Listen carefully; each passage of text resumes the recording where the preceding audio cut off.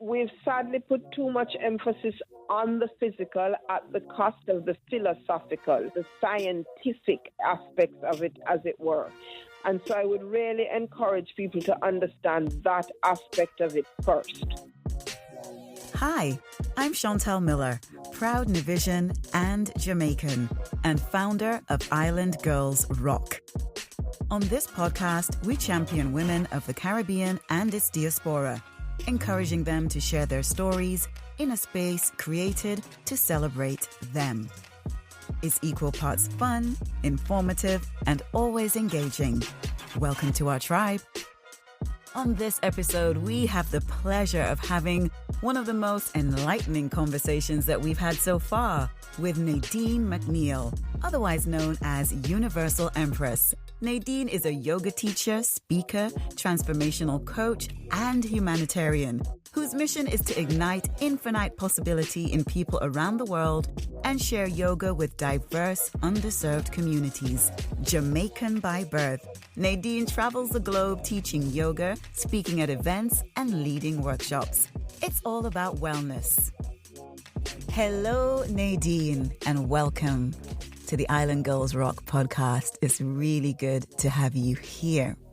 Nadine, I would love it if you could introduce yourself to our audience, who you are, where you are, and most importantly, especially for this podcast, who you're repping.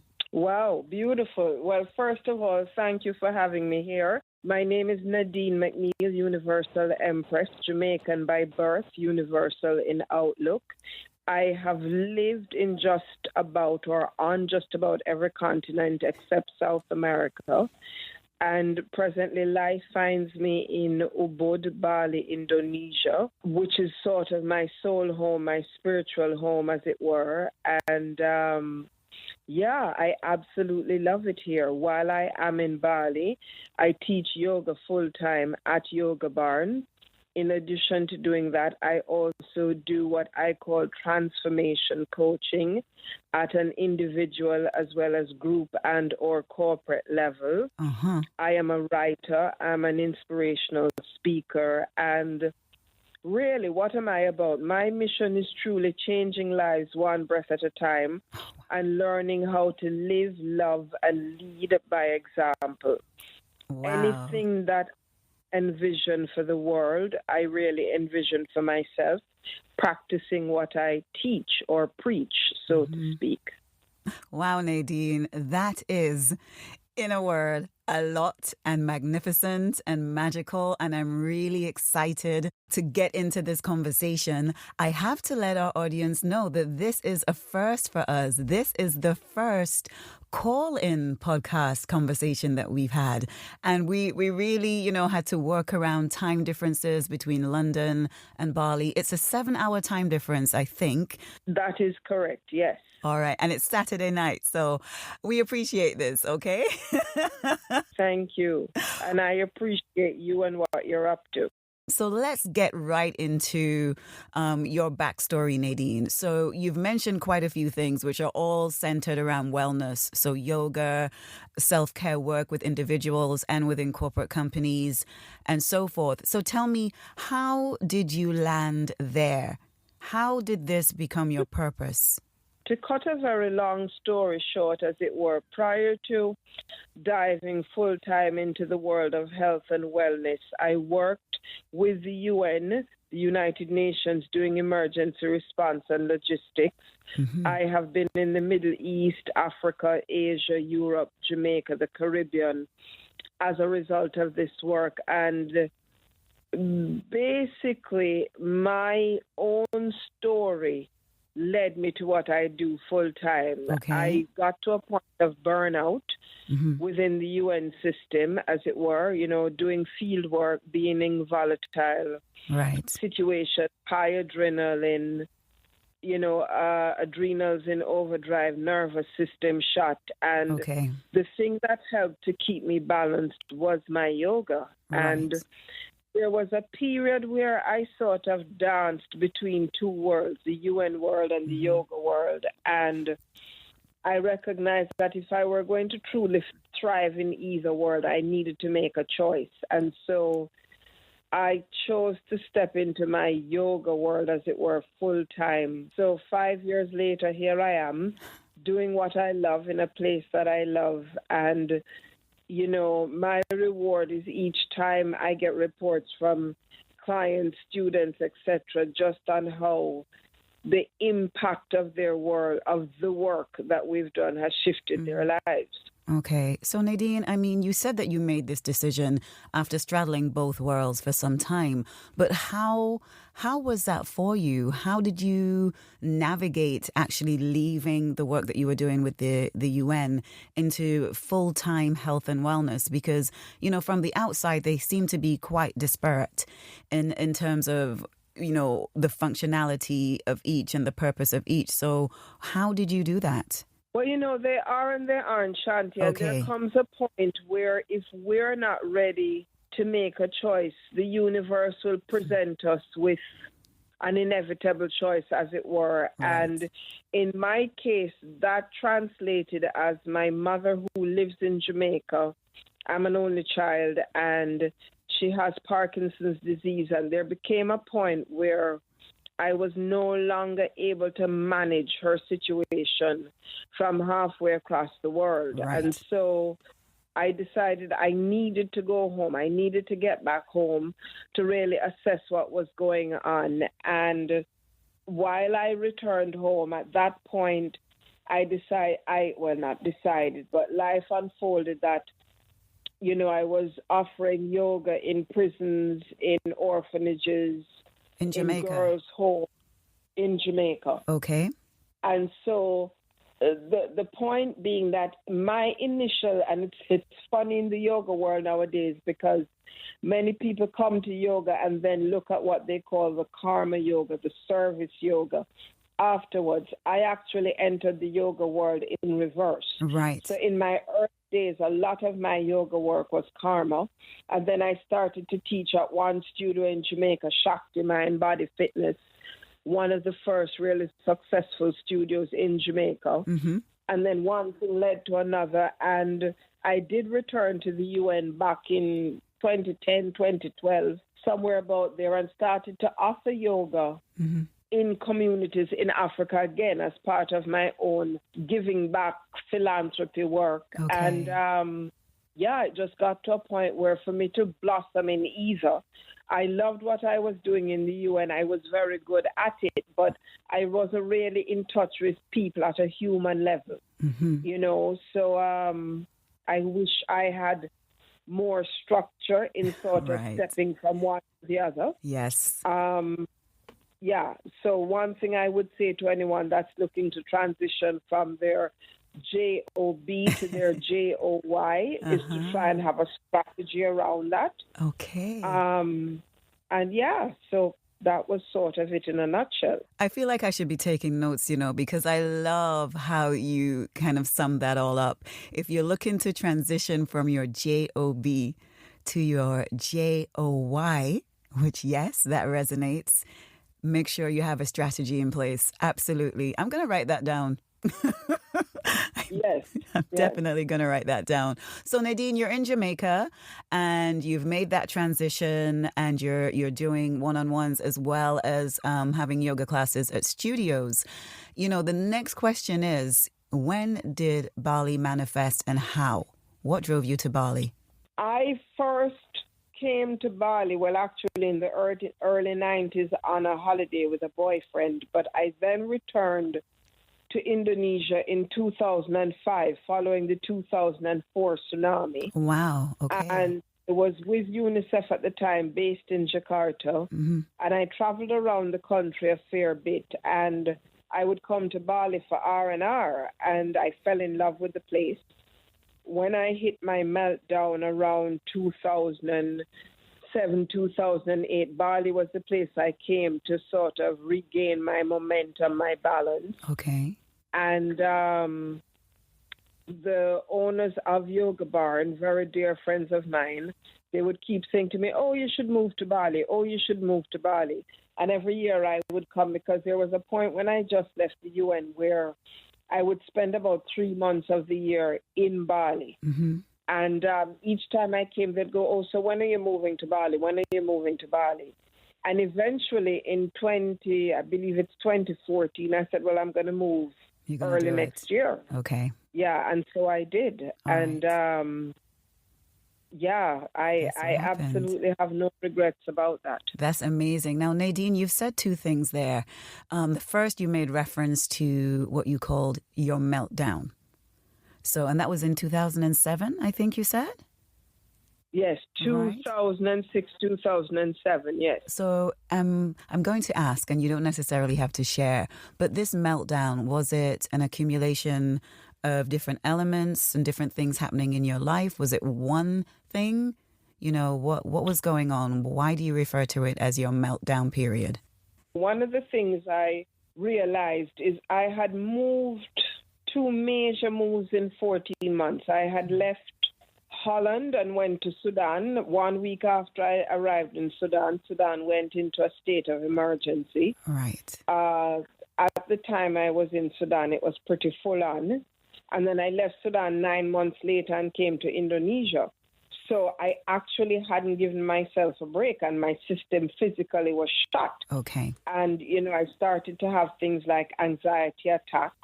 And I remember, being sent to one doctor after another in Indonesia, and no one could find anything wrong with me, as it were, on a physical level. Anything physically wrong, yeah. And then I had gone to see this Australian doctor, and I remember being in his office, and he said to me, tell me something, when was the last time you had a holiday? And I actually couldn't tell him. Oh, wow. And he said to me, I'd like you to take 3 weeks off, go to Bali and do absolutely nothing, yes, and then come back and see me. Well, I managed 2 weeks, and when I came back, my vitals, everything were fine, and he was like, you're completely burnt out. And so in that process, I realized what it meant to really take care of yourself. Okay. Because I didn't know what my limits were. I would just go and go and go and go and go. And even though I work in the world of wellness now, there are even times where I have to check myself that I don't overextend and extend myself, So okay. The question is, how do we give of ourselves without giving away ourselves? And as women of color, women of Caribbean descent, women of African descent, it's so easy for us to keep going and going and going because we're strong and we're resilient and we're self-sufficient. Yes. Well, that is... realizing yes. There's a tipping point. Yes, exactly. Well, that is what, the world will have us believe about ourselves. But we really need to take ownership on the fact that, being resilient and strong and, the women that shoulder everything for everyone else except themselves, the women who tend to everyone else not accept themselves, but leaving themselves for last because we're so giving, is not necessarily a great thing. Exactly. Martyrdom is overrated, is what I say. Highly, Nadine. But I just want to pause for a minute and give you a big up because you very casually mentioned Yoga Ban. That, oh yes, and then I started to work for Yoga Ban in Bali. I need to explain to everyone that's listening that Yoga Ban in Ubud, which is for me the only part of Bali that I know for now, is the most magical, healing, nurturing yoga space I have ever been to in my entire 45 years of living, right? It is probably the number one wellness center in Ubud in Bali. Right? The number one place to be if you want to practice, if you're a practitioner. It is a part of the world that I actually didn't think existed. All right. So when I was doing my research to go to Bali and to go to Ubud, I'm like, oh, where's the best place for yoga? All these articles came up, Yoga Ban. And this is like in Vogue, in Condé Nast, in all these, premium travel websites and magazines, Yoga Ban, Yoga Ban, Yoga Ban. And so Nadine very casually mentioned, oh, yeah, then I started to work for Yoga Ban. It's not just anybody can get up and go and work. For Yoga Ban, okay? Because they're very serious about wellness and who they have and the energy that they have representing them. So for Nadine, a Jamaican rockin' island girl, to be in Bali and to be working for Yoga Ban is a very big Can I say Rasclot? It's my show. I can say it. Rasclot deal. Okay, so please, Nadine, I understand humility, but you are a kick-ass Jamaican health and wellness practitioner. All right? So let's just clear that up for everyone. Okay? Is that cool? Is that okay? Thank you, my darling. It's funny. It's one of these things that when you're in something, you don't see it. I mean, the reality is that the Yoga Barn is the largest wellness facility in Southeast Asia. What? And possibly the world in terms of what we do. The story of you walking into that yoga class and, you know, I saw you and I was like, oh, yoga instructor is a black woman. This is amazing. And then you opened your mouth. Hello, everybody. I was like, oh my God.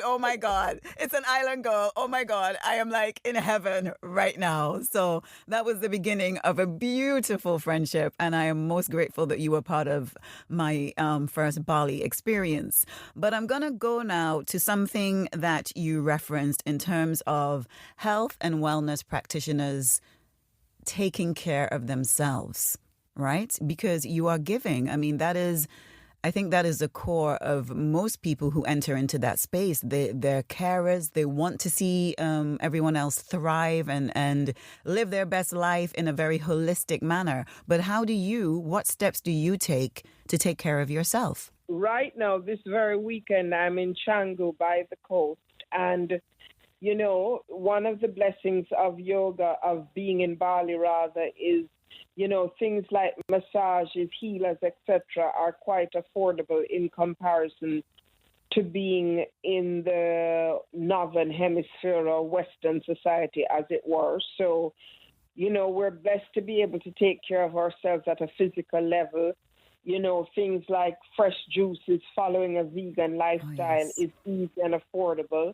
It's, in fact, if you live in Bali and you have any desire to follow a vegan lifestyle, this is the easiest place in the world to do it.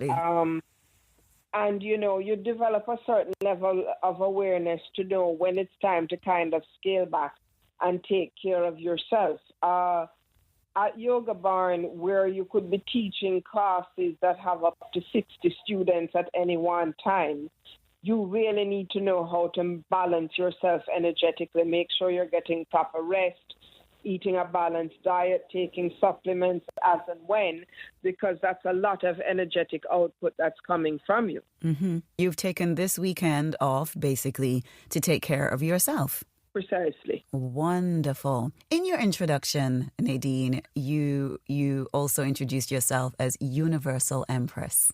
So tell me about Universal Empress. Tell me about your brand. The Universal Empress brand is born out of mainly my experience, Jamaican by birth. I happen to have dreadlocks or locks, as I would say, or hasten correct. And as you know, women in Jamaica who happen to have locks are referred to as empresses under the Rastafarian culture, the Rastafari umbrella. And I often joke and say, you know, it sounds a lot more sophisticated than being just a gypsy, as it were. But, you know, I love to travel. My travels, it is through my travels I've learned so much about myself and life, i.e. the universal aspect. And really, the mantra of the brand is changing lives one breath at a time. Okay. Yoga is one of the tools in which I employ to do that. And ultimately, it's about shifting consciousness. The more aware we are, is the more we show up as self-aware and informed human beings in the world. And everything that we're trying to see or that we wish for the world, it has to begin by self or with self. Absolutely. So, you know, learning to lead, live, and love by example. Be the change that you want to see in the world. You know, you integrate my experience in the humanitarian world as a woman of color who has worked in predominantly male environments. What does it mean to be a woman in the 21st century? And I like the word woman, WOMBAN, because we're all born of that individual and collective womb, as it were. We are the creators of the world. We are the creatresses. We are sort of the galactic people, as it were. And, the shift of this world is in our hands. Make no mistake about it. Mm-hmm. And no one's going to give that to us. That's something that we have to claim. It doesn't matter where you come from. What I would love you to do from here, as Nadine, as Universal Empress, is to kind of maybe dispel some of the myths or the preconceptions that people have about the yoga space and practicing yoga and people who practice yoga. A lot of people see the benefits, understand some of them, but are intimidated because generally if you were to want to come to yoga, right, and you Google it, the images that come up, number one, do not look like us, do not represent us. There's very rarely, a woman of color and a woman with body represented, in yoga images. And so when you don't see yourself, you often feel that you're not welcome. So, as someone who inhabits that space and does so quite successfully, how would you encourage more Black women to come into yoga, and why would you encourage them to do that? I'm going to start first from a physical health dynamic. Mm-hmm. Many of the diseases that face us as a diaspora, high blood pressure, diabetes, obesity, how we eat, etc. These are some of the areas where an awareness around yoga can be really very beneficial. Our introduction or our understanding of yoga is what we see, people putting themselves in these physical postures. As you know, yoga is so much more than that. It's the breathing, it's a diet, it's a meditation, it's a lifestyle.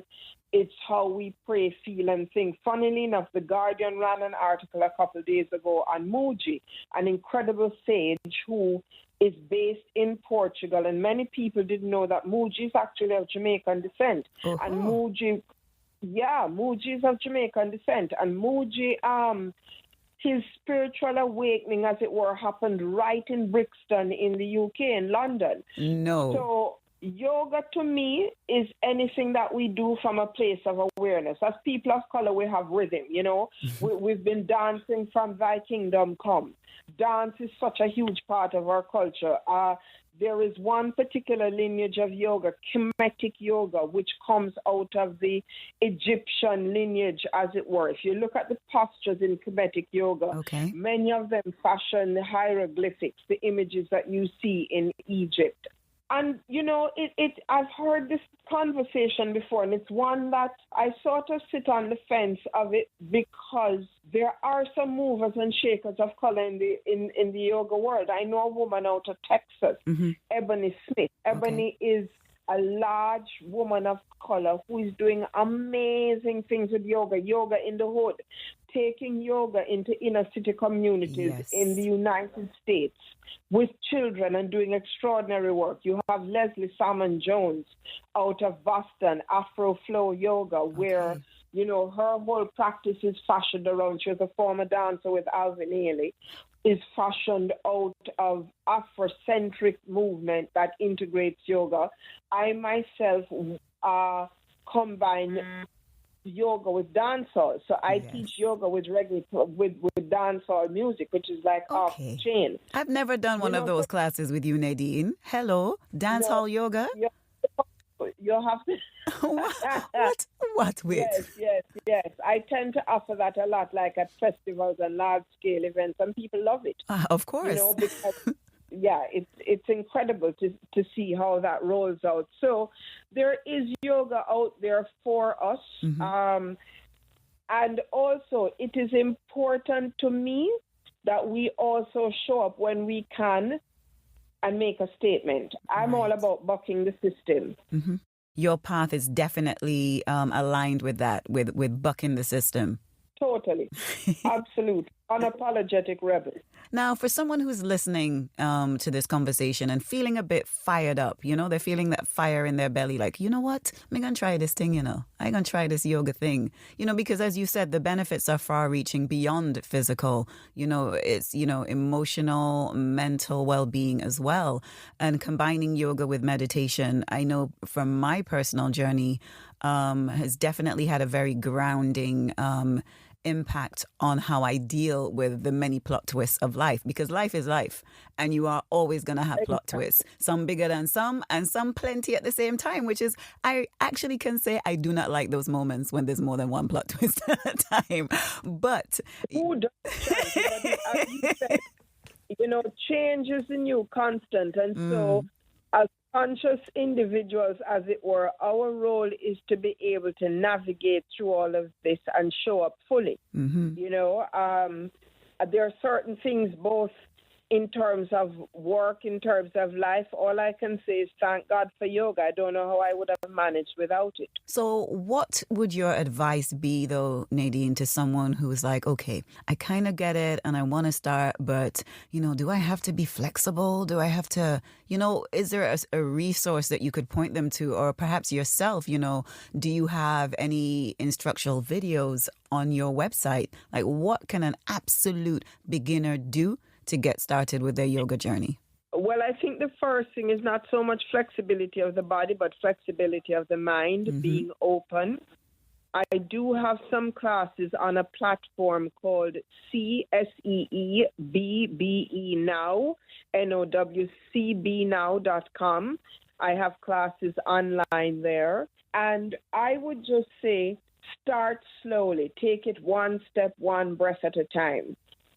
There's a wealth of resources available out there on how to begin yoga and to know why you're beginning this journey. Is it that you're looking for physical attributes? I came to yoga through the physical line because, I was very much a gym person. I used to be a runner. Some people are coming for peace of mind. Some people are coming because they're dealing with some life-altering circumstance, you name it. So just to be aware as to which avenue takes you down the path. In terms of me, I am www.universalempress.com. I teach all over the world. When I'm not traveling the world, I'm in Bali. I'm in California. When is it? The end of October, 28 October to 2 November at Esalen Institute. Okay. I am doing a wonderful, that's 28 October to 2 November. I'm doing an incredible retreat in Jamaica next year, 10 to 14 October 2019, in Montego Bay, working with one of my coaches, because I'm also a writer, Lisa Fugar, who used to write for the New Yorker magazine. And so we're integrating yoga and writing. Right. And you don't have to be a writer to drop into that retreat, but it's basically how do you integrate the modalities of yoga and writing as a way to tap into the self and to, know thyself, as Plato says. For us to really shift, transform, evolve, you got to know yourself. Absolutely. From someone looking at this from the perspective of, okay, I've been practicing yoga for a while, I've been going to these amazing workshops and retreats, and I really feel the call to get involved from a teaching aspect. What would your advice be to someone who is really thinking about becoming a practitioner in terms of giving their expertise and their knowledge surrounding yoga? My advice, and I'm not in the business of giving advice, but I would say my first teacher training was with Shivananda Yoga. Yes. I never intended to be a teacher, as it were, but I got to a stage in my practice about 8 years into the process of wanting to deepen my knowledge. The thing is, and this is a huge debate in the business of yoga, as it were. A lot of people coming to yoga, it's not so much that they want to be a teacher in the formal sense of the word. Okay. They want to deepen their knowledge. However, it seems the most accessible way to do that is going through a teacher training. I would say try to understand the philosophy of what it is that you're doing, the physical aspect. We've sadly put too much emphasis on the physical at the cost of the philosophical, the spiritual, the scientific aspects of it, as it were. And so I would really encourage people to understand that aspect of it first. One of the things that I want to do in my life is to actually teach yoga to young people. And I'm going to be quite blunt, Black people, Black young people, Black youth. Because of my own personal experience with yoga and how it has really helped me in my life on a spiritual, mental, emotional, and physical. And I really just feel like when you have something that has helped you, I am compelled to want to share that with others. So, Ashe. Yeah. Ashe. And you touched on a very important point, Shanti, that I actually did not make clear. One of the things about yoga, anything that you're passionate about, art, music, dance, cooking, whatever you name it, a practice of yoga can only serve to enhance that. Because as you become more self-aware, that rolls over into whatever it is that you're doing. I bought a card today in a shop that said, there are two important days in your life, the day that you were born and the day that you realize what you were brought here to do. And that to me is like, wow. Yes. Yeah. And I have seen that. Yeah. Yes. Yeah, beautiful card. I just bought it today. And truly, the rebirth is when you realize what your purpose is. When I met you, you told me Island Girls Rock. I was like, of course, absolutely. Because, the diaspora is scattered all over the world. All over. To be able to pull us together and the name of it and what it represents, huge. There's no misunderstanding what you're about. Oh, thank you, Nadine. That was a very pivotal moment when I met you, for sure. For sure. I've really loved our conversation. But before you scoot off to go and get some real Jamaican music, some real roots music in Bali, I don't know if it can actually get more magical than that. But again, let us know where we can find you. Absolutely. www.universalempress.com. Universal Empress is one word. And you can find me on Instagram under Universal Empress. You can find me on Facebook under Universal Empress. So please follow up, drop me a line, drop me a note. And I look forward to connecting with Island Girls somewhere sometime soon. Absolutely. I have a workshop up at the end of October at Esalen Institute, Big Sur, California, which is one of the magical wonders of the world. Hot springs, Pacific Ocean, just really beautiful. And I know a lot of our peeps are on the Welcome to Jamrock Reggae Cruise. This will be my third year teaching yoga on that cruise, 1 to 6 December. Yes. 2018 is already sold out, so jump on 2019. Okay. And, just keep an eye out. Definitely. Nadine, thank you so much. It's been amazing. I'm definitely going to see if I can manifest seeing you before next year. But if not, I definitely need to make a trip to Bali at some point next year. So thank you so much. We salute you. Keep on doing the amazing work that you're doing within our community and for our community. You are appreciated beyond measure. Likewise, my sister. Thank you so much for this privilege, and we'll talk soon. Most definitely. Bless up, Nadine. Thanks for listening to the Island Girls Rock podcast. If you like what you hear, and we really hope you do, please subscribe, rate, or even comment. We'd really love to hear from you. You can catch every episode of Island Girls Rock podcast on Acast, Apple, Castbox, or your favorite podcast app.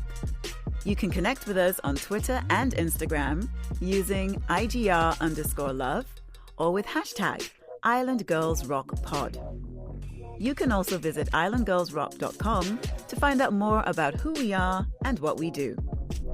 This podcast was produced by Unedited for the Unedited Stories Network.